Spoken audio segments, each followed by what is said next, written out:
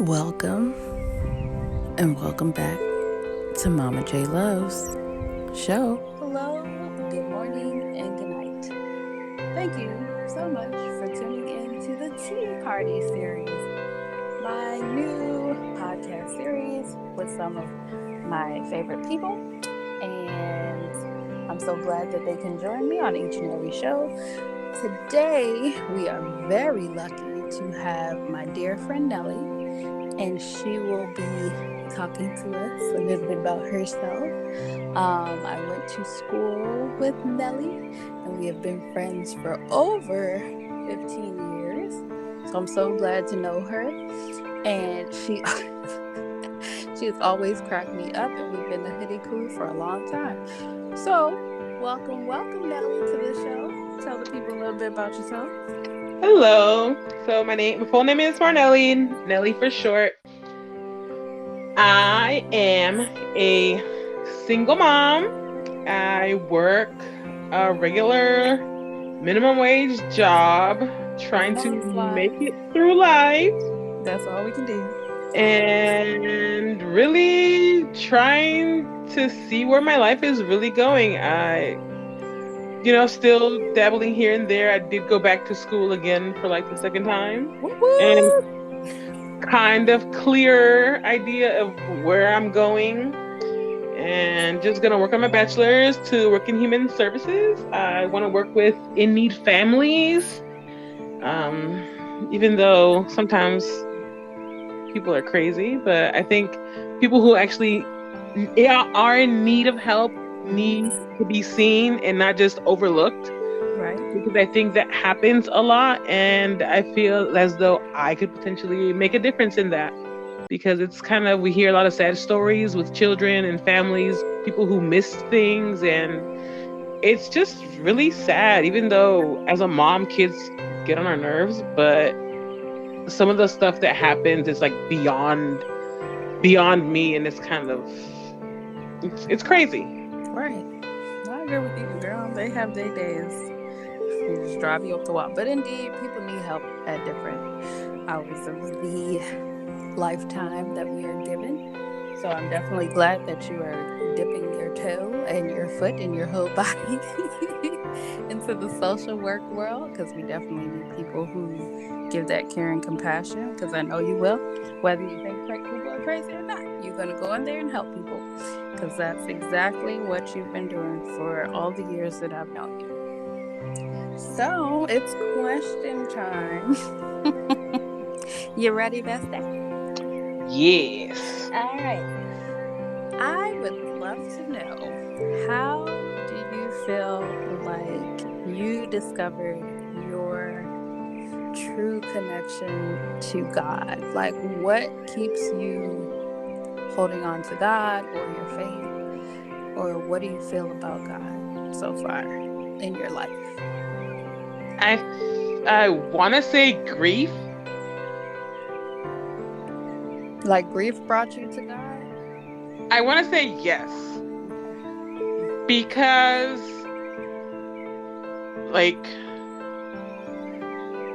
so I lost my dad back in 2009. So I was only 21 when this happened. And I think I didn't look at the big picture then. And I went through like a year of depression. And I gained a lot of weight. And until I realized how much weight I had gained, that's when I kind of like snapped out of it. But that's when I feel like I didn't look towards God. Even though I had my faith, I believed in God, but I think my connection wasn't as strong. And I think lately, this time around, last year when my brother passed, Right. The one thing I know I did after finding out what had happened, I know I came home, I just got on my knees, and I just asked God not to let me go through what I did with my dad.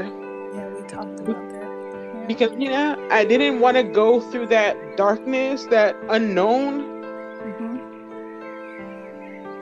And It's been a while since I pray. I always talk to God, like talking to Him. Like I can be laying down and I can be grateful because I have a lot of, I guess, I want to say worldly things. Like I have my job, I have a roof over my head, I have food, my kid is healthy, he has everything he needs. So I'm always grateful for those things.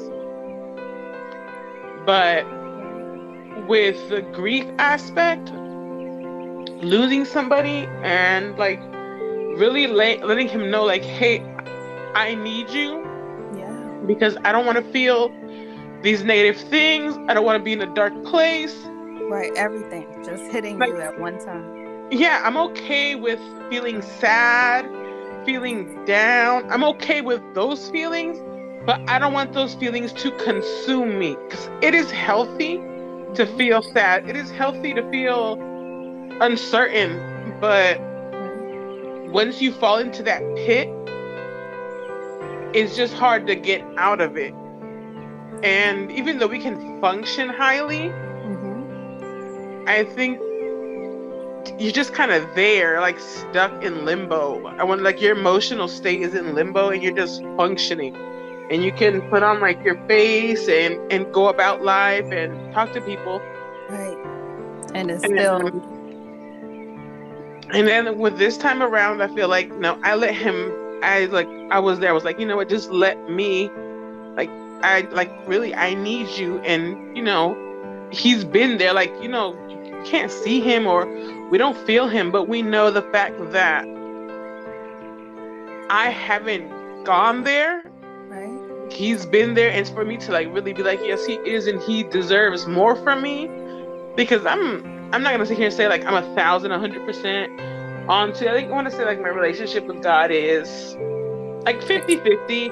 I'm working on it.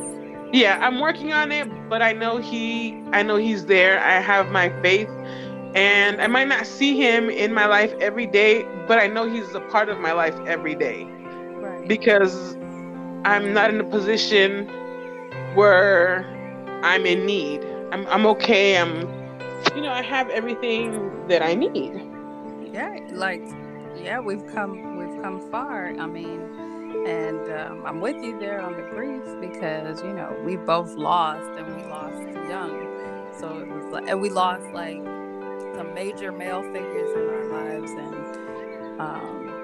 we've had to push through, like you said, being highly functional in spite of the losses that we felt. So it's been tough, but like you said, your relationship with God is a journey. Like you're 50-50, like you're 50-50, but you're in progress. Like we're always in progress, because I feel like, for me, I feel like every road that we take that's tougher than we thought it was going to be, it does pull us closer to him, because you can't rely on everything around you. And so there's something bigger than you that's pushing you forward, that's already there in the future, that God already knows where we're going, right? So he's the only person who can console us, because he's already there. He's already been there. He was, he is, and he will be. So I definitely feel that it's hard to comprehend something that has already seen the past, present, and future. But we know that he's already been in all of those places. Right, he's lived them, he's experienced them, he's seen it firsthand, and who better else to go to? So, and I also want to know, like, do you feel like that was your biggest obstacle that you've had to overcome, that with turning to God for?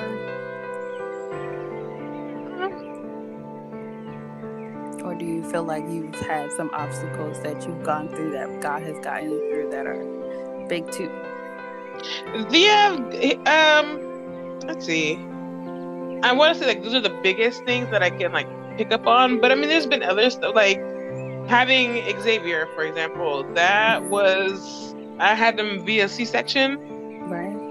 Was not my ideal plan. That's it was the furthest thing from my head, but I ended up having him via C-section, and then my my C-section Mm-hmm. scar, whatever, that Oh, I remember that. that didn't heal for the way it was supposed to. And, I went back. They stuffed me back in the maternity ward because I had just had him a week ago and they were all confused why I was back in there, even though I didn't have a baby. Right. It was like, I want my child. No, I got to go back to the hospital. What is Yeah, so this? it was like that first week, like I was home. Like initially, I wanted to go home. My mom, my mom was like, "No, I had to go to her house," and it was like I didn't want to be there. I didn't feel comfortable being at her house because she had other people at her house at the time, And you and just like need some I privacy. just wanted to go home. Like, take me home. Your space isn't comfortable for me. Exactly. And me and her, we had that little debacle there. But then look at me. I ended up going to the hospital a week later because I yeah, they noticed I got an infection, and I was so pale. I didn't even know. I wasn't even eat. I don't even think I really ate that first week. And then It was a lot, girl. yeah, it was like a crazy week. And then I was in the hospital for like 2 days. And they did all these exams to make sure I didn't have a blood clot or nothing ruptured. And like, thank God, like I survived that. And that was crazy. And I think so. I had Xavier in November, and my C-section healed in February. It officially closed in February. So Right. it's like you feel like this is when you're supposed to like bond with your kid. It's like I'm I over here didn't have trying it. to heal my body. Yeah, and then I went back to work too, and then I felt like crap. Oh, yeah. I can only imagine. And yeah, then I think I was kind of going through that too there. And then I lost my job. So I was home. Mm-hmm. And then I realized and then being home with my kid made me snap out of that depression thing there. Cause I was like, no, I love my kid, but I also love me time away from my kid. Like it put Okay. it into perspective. Like he's an infant, I should be with him, but it kind of took that mom guilt away from Oh, early yeah. when I couldn't really bond with him. How you should, like you're expected to bond. Well, And remember you had to like give me instructions on that too, because I was like, I need a break, and y'all had to like encourage, like tell me it's okay to not want to be around your kid yeah, twenty it's four 100% seven. Like, okay. and the big thing where my mom was like, sometimes you just gotta put them down, and let them cry. Yeah, I thought that was like so it mean, but it it's seems real. evil, but it's like it gives you a time to like walk away and breathe and then come Yep. back. Yep. Because kids, there's no instructions. Not at all. And the fact that God gives us these little people with no instruction and no communication but crying is Exactly. like, Figure out the manual. how am I supposed to deal? I And felt I felt like and God was like, "Welcome to my world." It's like, no, I'm just kidding. yeah, here's how all of you function for me. Okay, because we all crying out every day. Yeah. But I feel like that was there because it was like I came out of it. Nothing happened to me severely, and I'm still here. And so that was like a good thing there. And then Yeah, you went you through some know, stuff, and then I had a situation. I'm not gonna go into grave detail, but right? No, everything was stupid. I'm following you And you on know this one. what? With time, even though I I was giving my faith to everything to clear out, and I was praying and I fasted, and Oh wow, girl, you better I than was, me. I didn't fast all day. I did like half day, but I would told him like that's what I could do. So, I made sure I had that conversation. Like, if I tell him, I can't promise him anything, but I said I will. I would fast. I would wake up. I would pray, and I would fast, and I would just ask him to help me through the situation. Right. And no longer how long the situation lasted. I want to say when I least expected it, it worked out. He manifested, and I didn't have to deal with the problem at all. Period. So it was like a relief that Okay. I didn't even like. I don't know how or who, but I know it was him. He worked something out, and Clearing out your life. he got rid of it. And it was like, thank you, like I appreciate that, and I'm like, hey, look, I ain't doing nothing that I'm not supposed to be doing. that I'm not supposed Right. to be doing. Right. I mean, you hit a moment where you knew that you couldn't do it by yourself for sure. And so you had to let God step in and see. There, sometimes we don't have nothing to offer but ourselves to God. So that's the best thing to do in these times is like, God, I'm surrendering. I'm offering myself up to you. Like, just make a way. And in due time, He does. Like, everything is in His due time, not ours. Yeah. Um, there's a lot to be learned from our circumstances that we get ourselves into. But yeah, how many dumb moves I make, God definitely pulls me to the side to humble me, to teach me, and to Yeah. restructure me. So I feel like in knowing you, I've seen a lot of your restructure, and hopefully you see mine. Definitely. Since we are each other's witnesses in many ways. So I'm glad. I'm glad that you could share this testimony too. I do want to ask you one more question. What is one good piece of advice that you would leave for your child and possibly future children or the youth coming up behind us? I'm gonna say what we're not supposed to say. Don't tell my mama. Listen to them. Listen to our parents because they're right. Even though we rebel against them, they are right. Because if you have, well, not even just your parents, if you have good quality people that are constantly on your back, it's because they want the best for you and they see the mistakes before you could see it, or even they see the people in your life that are no good. And if they're telling you and constantly like, hey, trying to check you, it might not seem like the nice way that they're checking you, Right. but they're trying to get your attention like, hey, you could be doing better, being around better people. Because then later on in life, when you're in your 30s, you're going to be like, oh crap, she was right. Like, it's like Okay. they were right because people who actually love you and value you want the best for you, Right. and it's sad that we see it later on in life. Now, I don't want to say it's too late, Mm-hmm. but it's when you have that epiphany, and it's like, oh yeah, It could have made the roller coaster a little bit smoother. I could have so avoided all of this if I would have just done that one thing. Okay. But then I think sometimes, even with that, I think the structure of our communication needs to, if you feel like somebody's not hearing you out, find another way to communicate it to them. Because I Right. feel like sometimes, even for both parties, like my mom, sometimes she throws it in my face, like, oh, I paid for college for this, for that. I'm like, y'all sent me to a school I didn't want to go to school. I told y'all from the beginning, send me to community college. Let me do that first, and then let me figure out my life. Y'all went and paid this for-profit college, and you're throwing it in my face. And then I had to pay these people money too, not just you. Like, Okay. they took my taxes for a couple of years, and Why? that was not fun. I'm cracking And up. You are and it's mean. like sometimes, I think decisions should be made together and like listen to the child for their personal wants. And if they make sense, break it down and work it out. Thank you. But because I'm like, look at me here now. So what is it, like 10 years later in community college? Doing it again. I'm in community college where I should have gone and like And no, half look, the cost. nobody has anything to say now.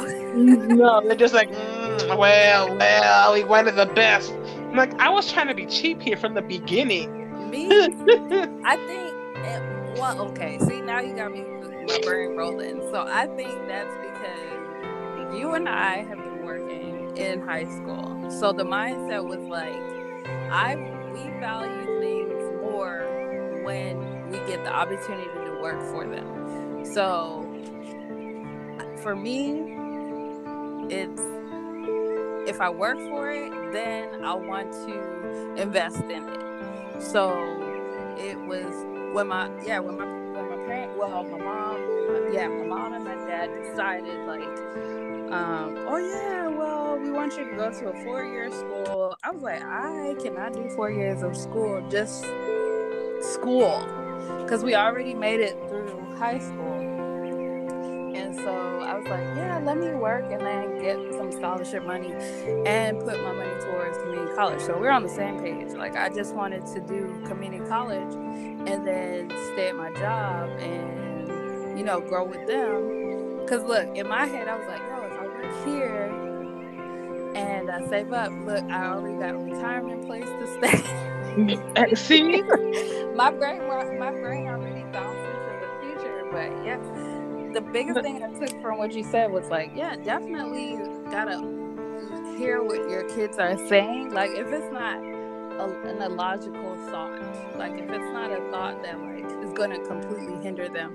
Because for me, if my kid says she does better in a 4-year school, I'm be like, all right, girl, go for it. But if she's open-minded to do like a 2-year school or just jump into her entrepreneurship, then I'm definitely gonna be like, yo, get some mentors, at least, you know, like research I'm the here. field. Yeah, now you got. I'm gonna back you up, but if you're not making no money, you've been doing this for like 2 years, it's time to give it a break. You in the wrong path. Choose something else. Okay, unless like she have a breakthrough in that last month, I don't know. But I want to hear her plan. You know what I'm saying? Even if the plan not gonna work out. Yes, and pull information from them to get more clarity. Because I feel like sometimes we speak just to speak, and then we listen, but we're only hearing and not actually listening because we're not asking questions. We're not saying, okay, you want to do this? How long do you think it'll take you to do that? How are you going to get money for this? What else are you going to be doing in the meantime? Could you improve something else, doing something different at the same time to help you to get to that point? Like, are you going to be just stuck focusing on that, not earning anything? Is there earning potential? How high? How low? What's the median? Where do you see yourself? How far? You know, there's so many questions that you can ask to engage, so let them know that you're interested.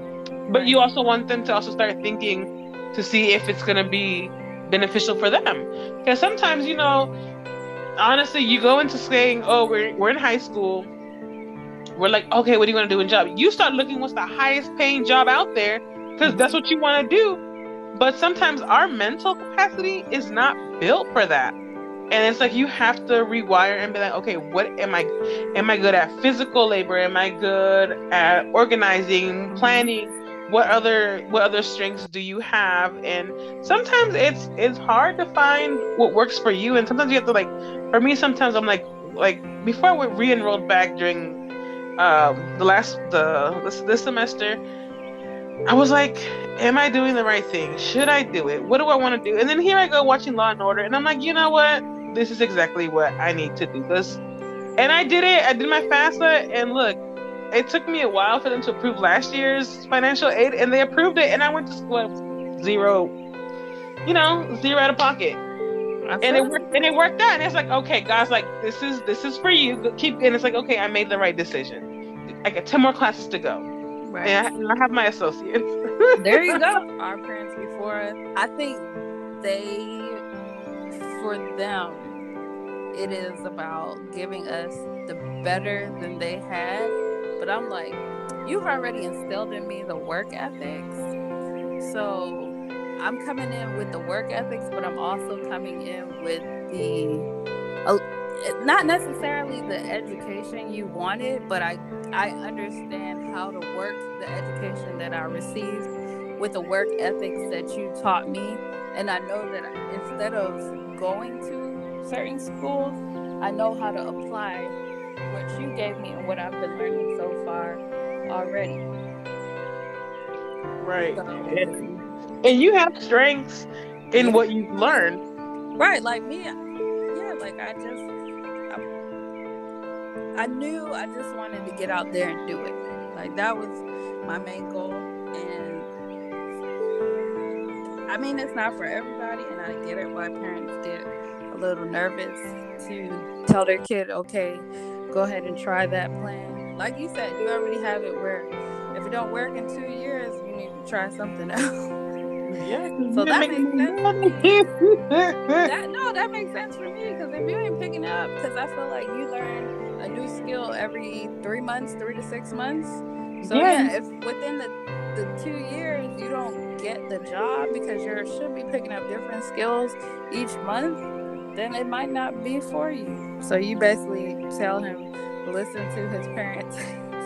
yes, because it's like you might not have that aha moment when you're having fun and doing what you feel like that is fun at the time, but as you start progressing with your life and valuing the things that are really important, that's when you start to realize, like, okay, yeah, that I should have listened. They were right. Like, let me not even tell them they were right, but they were Right. right. Y'all right about some things, right? Some stuff, like I should have listened. I But think, like, yeah. yeah, and necessarily doesn't have to be like exactly like a parent, but somebody who actually supports you, somebody Right. who has love, who sees the value in you as a person. Yeah, because I know some people don't have the best relationship with their parents, or the parents aren't the best for these kind of things. But if people who genuinely love you, even it could be parents, your best friend's parents, your friends, if they see something, because sometimes we're blinded by a lot of stuff because we think we're in the right. And if more than one person is telling you, like, hey, this is not what it is and it's not supposed to be, then chances are you should stop and be like, you know what, let me reevaluate and see what they see, because clearly I am blinded by something. Right. I agree. I agree. Like, it's good to find a mentor. To be a teacher, you have to learn how to learn. To be a dance teacher, you have to learn how to dance. To be an artist, you have to learn how to draw patiently, or you have to think outside of the box. So whatever you want to do, you still have to follow some form of instructions. Do it the right way, then do it the creative way. And if you want a house, here are your options to get a house. You either find a mentor who knows about houses, or you go to school so you can make the money that way and buy the house, or you can make the money. Like, like you said, our parents just told us one way to do it, but I think our generation, we've learned multiple ways to do things. So we can express that to our kid. Since I'm more open than my mom felt she could be as a child, I can say to my child, like, all right, here are a few options, or go take a look at this. I'm not just going to be like, go to school. Yeah. Well, I feel like we need a part 2 to our episode. Because there's so much that, we can go into. We can go into parent life. We can go into the school life. We go into hard lessons learned life. Like, we can touch everything. Oh, I think that hard lessons learned are for sure. I think we'll never stop learning, because every opportunity is a learning experience. ain't that the truth. Ain't that the truth. So this will be the last one. Do you have a favorite? I know I said last question last time, but do you have a favorite scripture, or do you want to close out with a prayer real quick? Actually, I don't have a favorite scripture. I'm going to get all of my guests.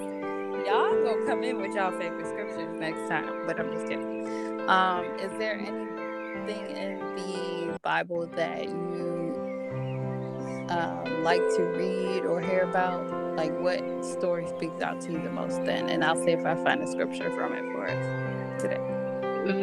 One of the stories that sticks out the most is don't know the names. So the rich father who gives all his riches to his son and opens his arms back up after the son left and spent every dime and came back empty-handed again, and the dad accepted him. Oh, the prodigal son. Okay. It said real extreme unconditional love. Like, regardless of all the stuff you do, it's there. As a parent, that's how we should. Like, I think that's how I look at life as a parent. Like, that's how I have to be with my kid. I remind my kid every day that regardless of what happens in life, I love him.